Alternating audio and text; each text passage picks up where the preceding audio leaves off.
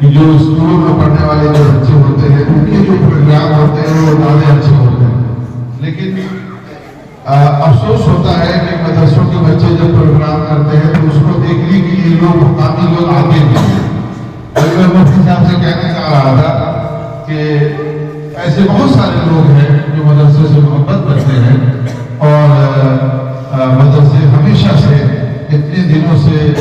आपके सामने इस मामले में मदरसा चल रहा है और हमेशा मदरसे का ताउन करते रहे, मोहब्बत करते रहे, मदरसे की जरूरतों पर हमेशा आगे रहे,